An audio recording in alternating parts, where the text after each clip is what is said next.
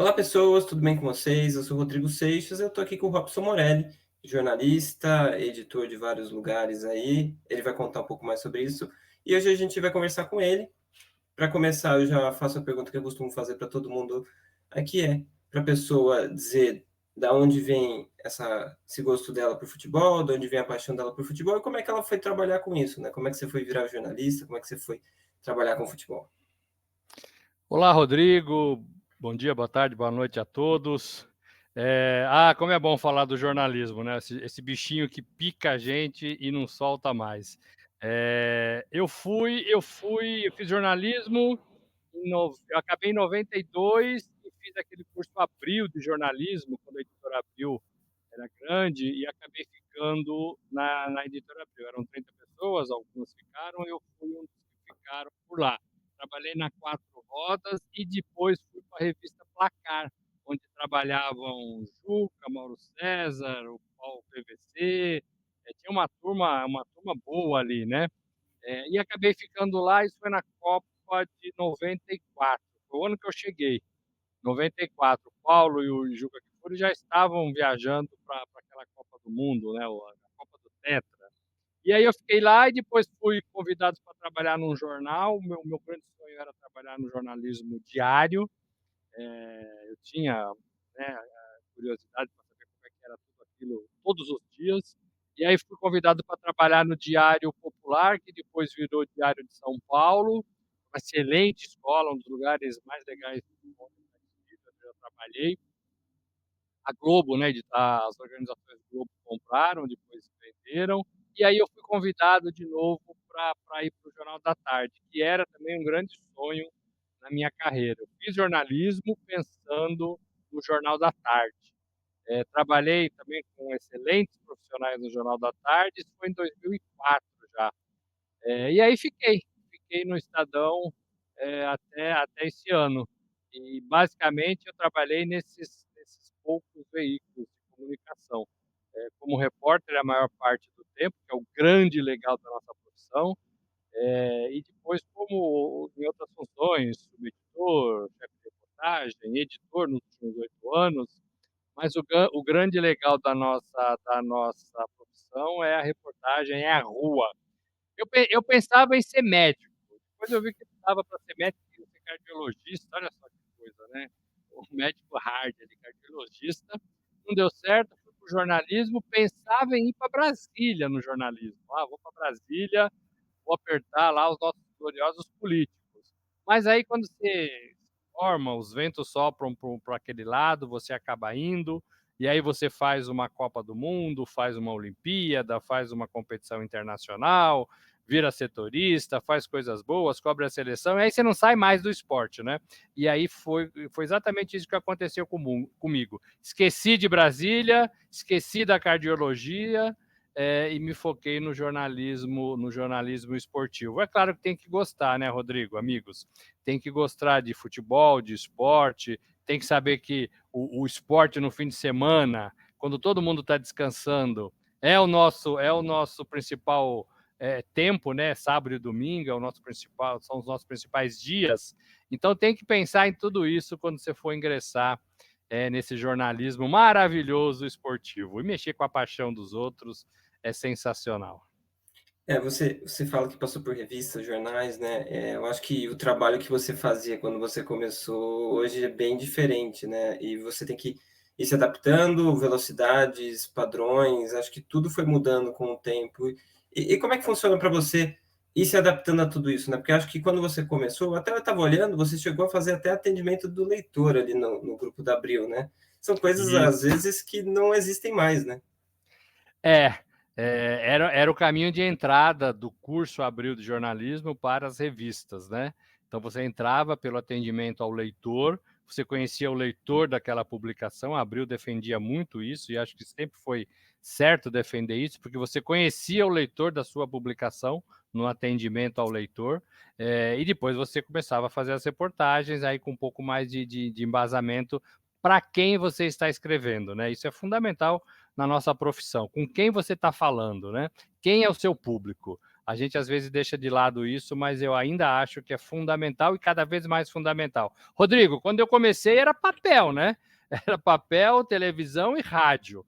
Não tinha internet, ou a internet estava navegando e muito rasamente, né? Estou falando de 32 anos, né? 32 anos atrás.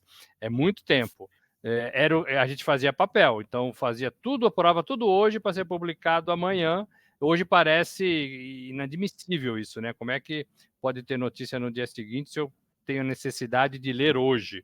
Mas aquele tempo era isso. E aí você vai se adaptando como em qualquer outra profissão, Rodrigo.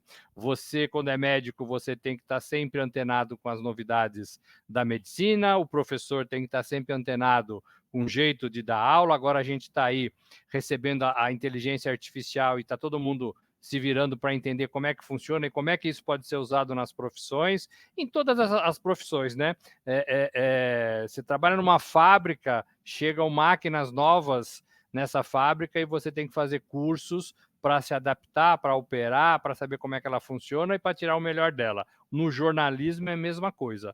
Então era papel, era revista, era jornal, era rádio, era TV, depois virou internet, depois virou online, apareceram redes sociais, o streaming agora também tomando conta de quase tudo. Você vai se adaptando. O que eu digo é assim: informar não muda.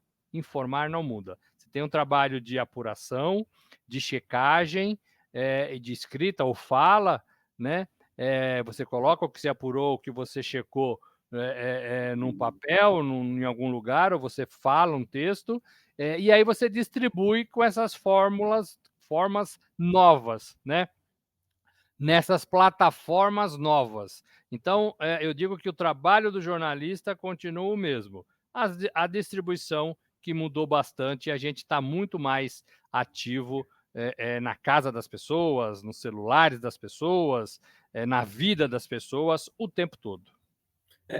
Uma coisa que você falou é que assim, hoje é mais fácil, acho, para você chegar na casa das pessoas, principalmente para quem, sei lá, não está num jornal. Antes, se você queria falar com muitas pessoas, tinha que entrar em algum jornal, algum veículo, para você comunicar para muitas pessoas. Hoje não necessariamente precisa.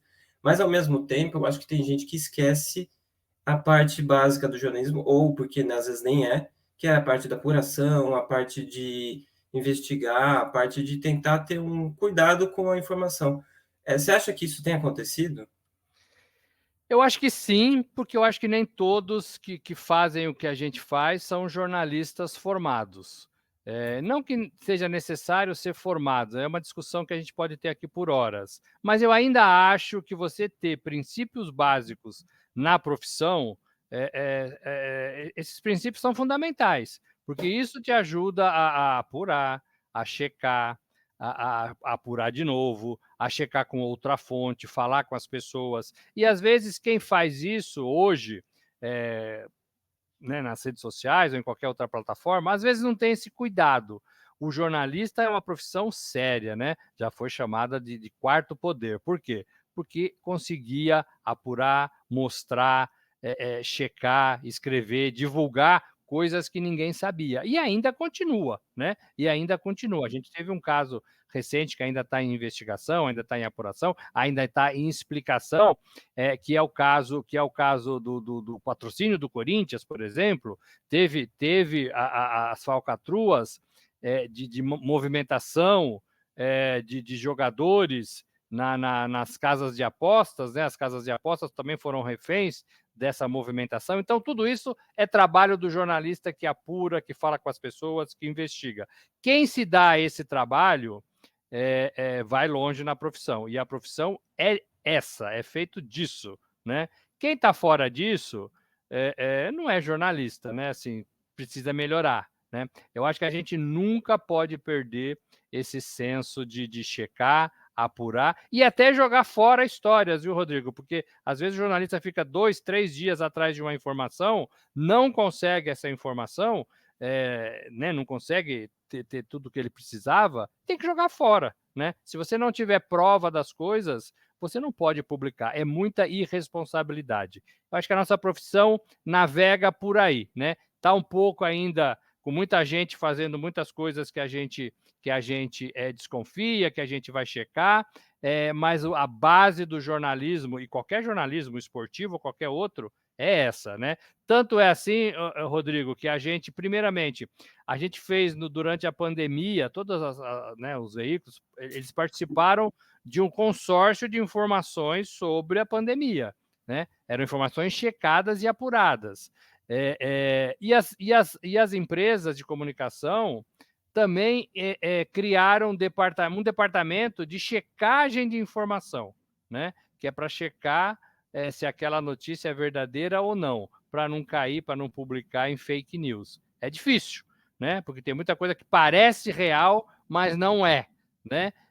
Ou que não parece e é. Então você tem que checar tudo direitinho mesmo. Isso é a base da nossa profissão. Só que checar, ainda mais no mundo de hoje, demora. E o mundo de hoje, às vezes, quer muita pressa, né? Eu lembro que antes, eu sou mais novo, mas eu ainda consigo lembrar que tinha matérias gigantes em jornais, tinha a própria TV fazer reportagem especial que era bem longa, e eu vejo cada vez menos isso, até porque demanda dinheiro, demanda mais tempo para fazer, e os jornais, não só os impressos, mas as próprias TVs, eu acho que têm feito cada vez menos. Você sente falta desse tipo de matéria? Ou eu acho que é algo que vai ter menos mesmo, a gente vai ter que se adaptar a outros formatos? Não, eu sinto falta sim, eu entendo a necessidade de correr atrás dessas histórias, talvez por essa rapidez que você tenha falado, todo mundo quer a notícia hoje, agora, né, as redações, deveriam se reforçar e não, reduzir os seus efetivos, né, então é na contramão do que a necessidade pede, no meu modo de ver. Você tem que ter cada vez mais repórteres para correr atrás da notícia mais rapidamente, mais rapidamente. E aí você tem que ter as fontes, né? O repórter hoje em dia está muito dentro de uma redação, né? Você tem que ir mais para a rua. Para a rua que eu falo é conseguir falar com as pessoas, né? Eu consigo ligar para a presidente do Palmeiras, eu consigo ligar para o assessor da presidente do Palmeiras, eu consigo ligar para o presidente do São Paulo, eu consigo ligar para o presidente de uma torcida organizada. Eu tenho que ter esses caminhos para que eu possa ter a informação, ou pelo menos checar. Olha, é verdade que está acontecendo isso? Não, não é verdade. É verdade que você está aí no Vasco? Não, não é verdade. Eu estou em Nova York. É verdade que está acontecendo isso? Não, não vai acontecer. Ou sim, é verdade, vai acontecer. Então, você tem que ter mais agilidade. O WhatsApp, por exemplo, é uma ferramenta que te dá muita agilidade. As pessoas respondem, né? Substituiu talvez o e-mail e é uma coisa instantânea. Bate ali na sua tela e você responde, né? Nós, para fazermos essa entrevista aqui, nós falamos agora rapidinho e nos ajeitamos, né? Então, assim, você tem que usar essas ferramentas para o jornalismo, né? Agora, você tem que ter o meu WhatsApp, eu tenho que ter o seu, eu tenho que ter do presidente da República, ou do assessor dele, ou do ministro da Economia, ou das pessoas perto dele, ou eu tenho que ter isso, né? Eu tenho que ter do meio cultural, eu tenho que ter do cara que faz teatro, do cara que faz música, eu tenho que ter esses WhatsApps. Então, e para isso, você tem que ir para a rua, você tem que falar com as pessoas, você tem que estar nos eventos, né? E eu acho que a gente perdeu um pouco isso e talvez tudo isso dificulte um pouco mais essa apuração, Rodrigo. E além de ter os contatos, as pessoas têm que confiar em você, né? Porque senão você tem o contato, manda uma mensagem, a pessoa pode te ignorar, né? Então, acho que tem que fazer um trabalho que você respeite as outras pessoas no sentido da informação, né? É a sua fonte, não é seu amigo, mas ao mesmo tempo você tem que respeitar a pessoa para ela poder te passar a informação e você poder confiar tanto na informação que ela vai te passar quanto a pessoa em você, né? É um jogo, né, Rodrigo? Você quer uma informação e a pessoa talvez queira dar essa informação.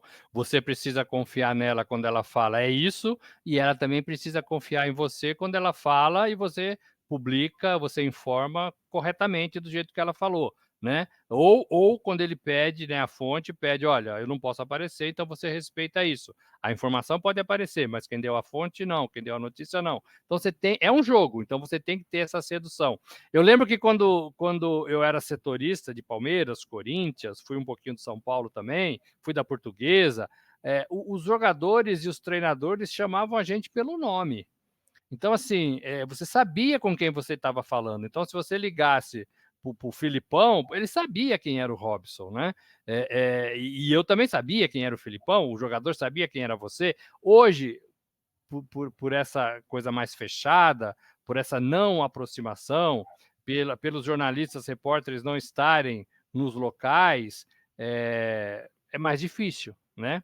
É mais difícil. A pessoa te dá uma coletiva, sabe que ali tem um monte de jornalista, mas ele conhece mais as pessoas do vídeo, né? Que são mais fáceis de serem identificadas, né? Das TVs, e não conhece o restante. Antes eles conheciam todo mundo e chamavam todo mundo pelo nome. Então, assim, é uma coisa que se perdeu, é uma coisa com a qual a gente tem que continuar brigando e lutando e fazendo ser conhecido, né? Eu já te vi, por exemplo, em jogos, em coberturas de futebol, né? Você estava lá. Quando você foi para a sala de coletiva, a pessoa te viu uma vez, te viu outra vez, né? Você fez uma pergunta, e o cara sabe quem é, né?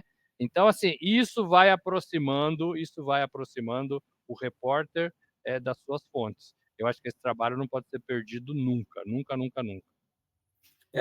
Hoje a gente vê que as pessoas elas têm acesso mais rápido à informação, elas pegam mais informações, só que a gente, de certa forma, é obrigado a ter mais informações também, né? Porque se as pessoas conseguem ter várias informações, a gente, que nem você está fazendo trabalho de comentarista também. Quando você vai para comentarista num jogo, você tem que estudar muito antes dos times para você entender as duas equipes, cenário, jogadores, treinadores, tudo.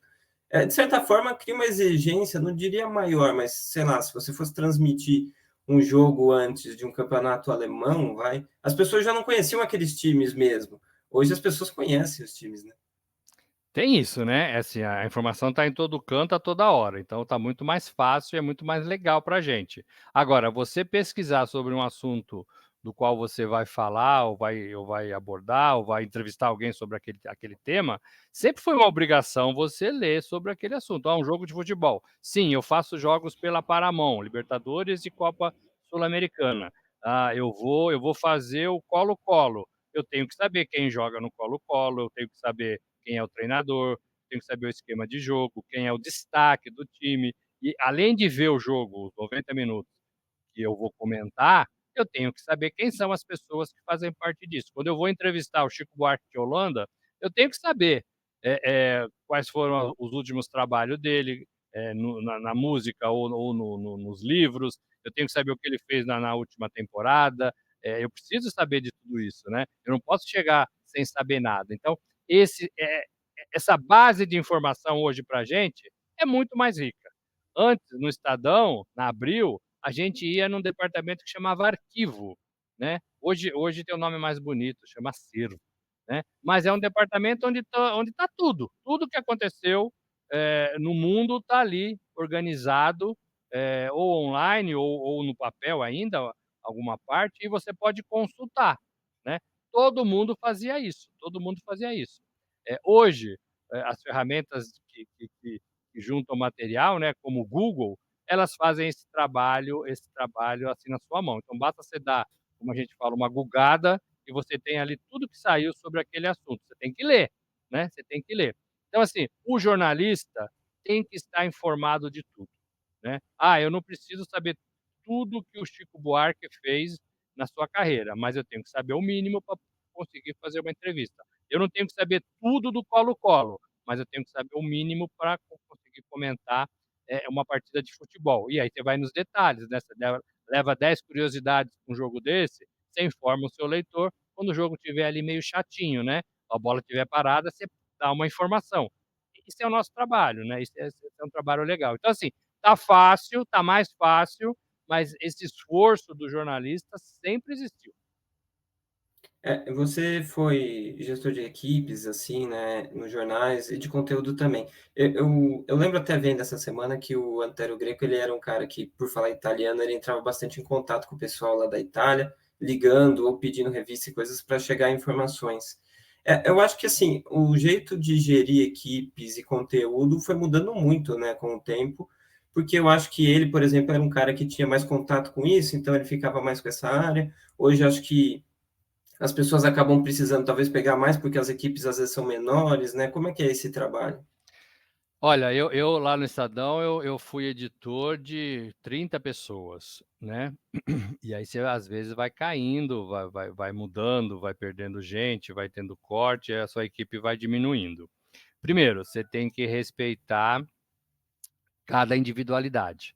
Então, se o Rodrigo é mais afim ou tem mais identificação com o basquete, puxa, é mais fácil para o editor, para quem está no comando, quem está gerindo a equipe, dar as matérias de basquete para quem conhece mais. Eu tenho certeza que quando você entrega um assunto para quem conhece, o resultado vai ser mais satisfatório, né? O que não quer dizer que qualquer repórter possa fazer qualquer assunto, mas você tem essas divisões, né? Então você tem que conhecer, quando você gere, Rodrigo, desculpa, você tem que conhecer o talento, a individualidade, o prazer da sua equipe. Eu acho que é isso que faz um time legal, trabalhando de forma legal. Nem tudo a gente gosta de fazer. Então é melhor que a gente faça o que a gente goste de fazer, né?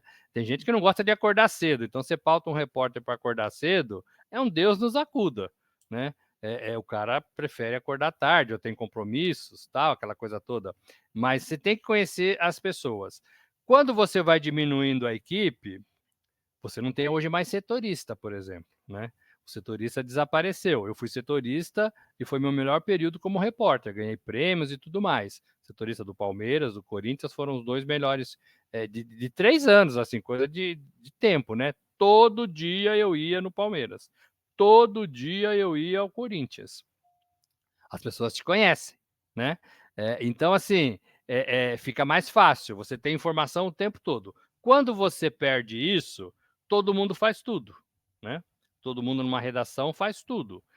E aí você precisa até se antenar mais sobre os assuntos.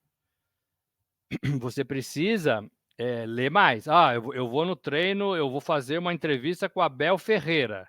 Puxa, eu vou ler um pouco mais porque eu estava fazendo outra coisa, não estava ligado no que estava acontecendo no Palmeiras ou com a Abel Ferreira. É muito difícil que todo mundo não tenha informação nenhuma, né? Hoje tem informação de todo lado, mas você vai se aprofundar. Então você tem essa necessidade. Quando você é setorista do Palmeiras, né? Puxa, eu vou fazer uma entrevista com a Abel Ferreira, eu sei tudo, porque eu estou acompanhando o Palmeiras, né? Então, assim, quando você aperta mais, diminui mais, todo mundo acaba fazendo tudo. É bom, porque todo mundo sabe fazer tudo, mas você não tem aquele especialista de determinados assuntos. Tirando o futebol, os outros assuntos requerem um pouco mais de atenção, né? Você tem que saber do vôlei, você tem que saber do basquete. Como não são modalidades que estão aí a todo tempo, futebol está a todo tempo, né? Então você tem muita informação. Essas modalidades você tem que se envolver mais com elas. E assim, as pessoas acabam vendo menos no Brasil, né? O Brasil ele se popularizou muito o futebol, os outros esportes, depende de momentos, né? Mas sempre quando chega a Olimpíadas, esses grandes eventos, não só os jornais têm que ter uma equipe mais dedicada a isso, às vezes até chegam novas pessoas, como também tem que se desdobrar, porque às vezes é muito longe, às vezes é horários fora, assim, então é, tem que ter todo um planejamento especial para esse tipo de cobertura, né? Tem, esse tipo de cobertura nasce no próprio planejamento. Por exemplo, você falar da última Olimpíada, ou dessa, Paris, você tem 5 horas na frente, 6 horas na frente. Você tem a Copa do Catar, que teve diferença de fuso também. Então, você tem que pôr equipes durante os horários. E não é só horário de jogo, não. Você tem horário de treino, né? Então, em Paris, quando amanhecer Paris, às 8 horas da manhã, quando tudo começa, aqui é de madrugada ainda, então você tem que ter gente. O Brasil pode estar treinando em qualquer modalidade e você tem que acompanhar, né?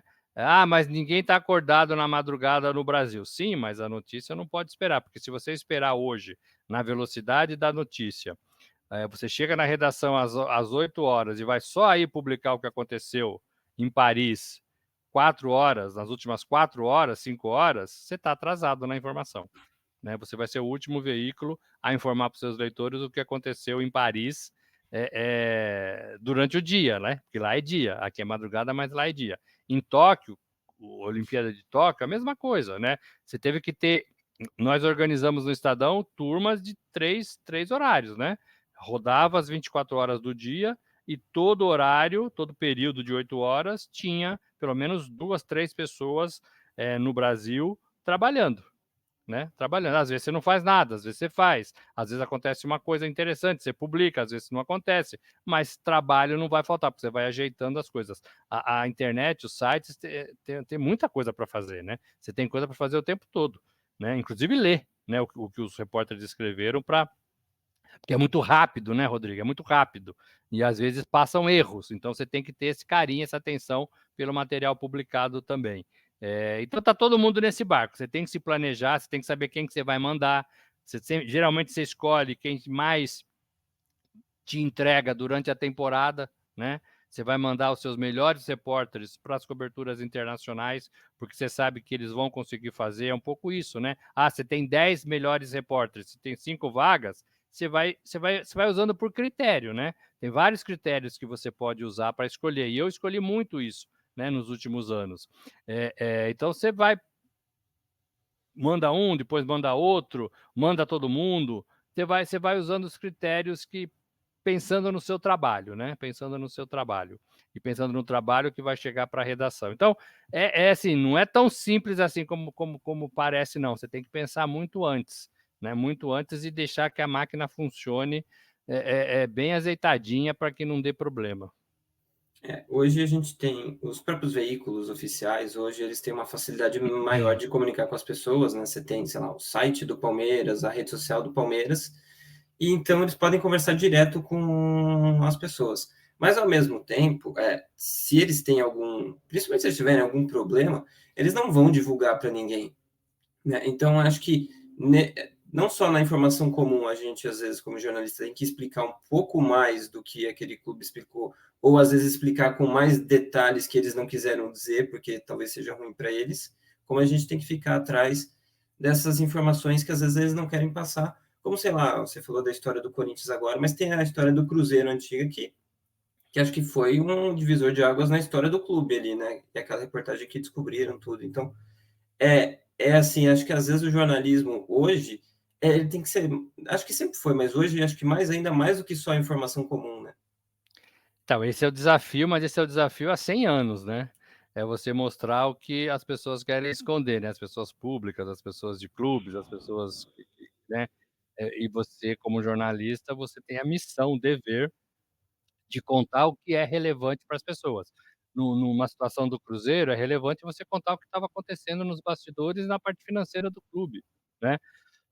Desculpa. No Corinthians agora, você tem que descobrir que raio de intermediador é esse que fez a ponte, se não tinha intermediador, e agora são 25 milhões, né, de reais que vão para esse intermediador que ninguém sabe direito o que fez, né. As falcatruas da armação nos sites, não nos sites, mas das pessoas para facilitar ganhadores no site de apostas. Então, assim, a gente tem que cavar para descobrir, né. E como eu disse, às vezes você cava e não acha nada, mas a maioria das vezes você tem um fiozinho que você puxa e vai atrás, né. Tem que fazer isso, o jornalismo é isso. Esse jornalismo, mais chapa branca dos clubes, ele está ali um pouco mais na cara, né, na veste de torcedor, né, de aclamar os jogadores do clube, de informar sobre ingressos, uma coisa mais assim, com esse tipo de serviço. Mas eu penso que o clube ele tá amadurecendo para esse tipo de comportamento. Assuntos delicados também precisam ser comentados dentro da nossa instituição. Eu acho que quando o clube chegar a essa maturidade, que a gente pode chamar de transparência, né, eu acho que o clube avança muito, porque, assim, são assuntos que o torcedor precisa saber, o torcedor compra ingresso, o torcedor ajuda a comprar camisa, o torcedor coloca ali, em alguns clubes, 800 milhões de reais por ano de receita, né, com bilheteria, com patrocínio, com venda de camisa ou qualquer outra coisa. Então, assim, o torcedor precisa saber. E o clube não tem o direito de esconder as coisas que interessam ao torcedor, do torcedor. Então, assim, quando o clube eu acho que já existe um movimento disso. Os clubes têm redações hoje, antigamente não tinham, né. Hoje Às eles vezes têm maior que a do jornal, né? Às vezes maior do que de sites, de jornais, de empresas. Eles têm fotógrafos, eles têm redatores, eles têm editores, eles têm diretores de comunicação. Eu acho assim, e precisa ter, porque é uma empresa gigantesca, não só os clubes, mas as empresas também têm redações hoje, né. E precisa ter, porque você está trabalhando com milhões de pessoas, né. E aí quando você entender que tudo pode ser informado, você avança, você sobe degraus. O Palmeiras fez uma contratação, estamos falando muito do Palmeiras. O Palmeiras fez uma contratação de um jogador, né, o que veio Felipe Anderson. da Lazio, Felipe Anderson. Foi sem alarde. O clube não precisa divulgar isso. Olha, estamos viajando para Itália É atrás de até um, estratégico, né? né? Isso aí não precisa ser dito, não é disso que a gente está falando. Mas se um repórter conseguir a informação, ele tem que publicar, né? Agora, o clube precisa falar: olha, o atacante Dudu está na fase final da sua recuperação, ele já consegue fazer treino sem sentir nada e muito provavelmente ele vai voltar ao Palmeiras no próximo mês, em junho, né? Então, assim, são informações que o torcedor precisa saber. E não esconder o Dudu, por exemplo. O Palmeiras não está fazendo isso, mas, sabe, não vamos falar disso porque não sei, entendeu? Não é isso. Então, o clube também tem que amadurecer, e eu acho que já está amadurecendo. É devagarzinho, né? É devagarzinho. Eu penso assim que outros setores da comunicação estão amadurecendo mais do que os setores propriamente ditos tradicionais da comunicação, rádio, TV, jornal, o site. Eu acho que ainda falta muito dinheiro para essa turma e talvez outros setores estejam com mais bala para melhorar isso. Agora eu vou para a última pergunta e eu vou abrir o espaço aqui para você poder divulgar os canais onde você trabalha. Você tem um site também onde você publica algumas matérias também, então eu abro espaço aqui para você. Ô, Rodrigo, assim, eu saí do Estadão faz um mês e meio, né, depois de 20 anos. É um lugar apaixonante, onde eu fui muito feliz. Comecei no Jornal da Tarde, depois fui para o Estadão, cobri Copas, Olimpíadas, fiz muitos amigos, então deixo para trás um lugar sensacional que eu queria trabalhar, né, no qual eu queria trabalhar e consegui por 20 anos. Eu nem sei se hoje as pessoas trabalham tanto tempo assim no mesmo lugar. Eu sou muito grato ao Estadão, à minha carreira e aos demais lugares também. Hoje eu levei a minha coluna que eu tinha no Estadão para um site com meu nome, robsonmorelli.com.br. Esse site está sendo feito diariamente, com colunas, com opiniões, com perfis. Então é uma coisa que me movimenta e talvez aí possa gerar né, alguma parceria com algum site, com alguma empresa nesse sentido. Eu fiquei na Rádio Eldorado, onde eu faço meus comentários esportivos todo dia, de segunda a sexta, às 8h50, com o Raíssen Abac e com a Carolina Ercolim. Então é um trabalho também que eu continuo. E eu estou na Paramount, né, fazendo os jogos, comentários, que é uma coisa nova para mim, da Libertadores e da Copa Sul-Americana. É legal, é divertido, é uma equipe maravilhosa, tem muita gente boa lá, o PVC, o João Guilherme, o Prieto, tem muita gente boa lá, né, tem muita gente boa lá. Então, assim, são trabalhos novos, né, numa nova etapa da minha carreira depois desses 20 anos no Estadão. E tô bem, né, tô bem, tô falando com as pessoas, tô falando aqui com você, com o seu público, a gente se vê de vez em quando nos estádios. Então, assim, a vida continua, e o jornalismo vai continuar também, eu acho que o jornalismo vai continuar. Tem uma coisa que eu queria falar, eu percebo muita paixão do torcedor de uns tempos para cá. Não sei se por causa da pandemia ou se realmente alguma coisa mudou, mas eu vejo que o futebol está muito mais apaixonante do que era, com todos os seus problemas que a gente sabe. Quando você vai aos estádios, e eu fui para a Inglaterra agora recentemente também, fui para Londres e vi um jogo do Tottenham, rapaz, é muito amor, né, do Tottenham. E você vai no Palmeiras é assim, você vai no Corinthians é assim, o São Paulo está apaixonado pelo seu técnico, pelo seu clube, em qualquer lugar que você vai o futebol está assim, né. Então eu acho que isso é legal, pra nossa profissão, para quem gosta, né, de futebol de modo geral e do esporte, né. A gente tem que investir um pouco mais no esporte olímpico, eu acho que é uma lacuna do jornalismo esportivo, mas eu vejo também com espaço para crescer, assim como está crescendo o futebol feminino, Rodrigo. É isso, vamos ter Copa do Mundo aqui daqui a pouco, acho que vai ser muito importante para reforçar isso. Esse foi o Robson, aqui tem outras entrevistas também com outras pessoas que estão em outras partes, ou do jornalismo ou do futebol, que você pode acompanhar aqui, tem treinadores, tem pessoas que trabalham em outras áreas. E é isso, espero vocês na próxima entrevista ou outro vídeo aqui no canal. Valeu, obrigado por assistirem até aqui.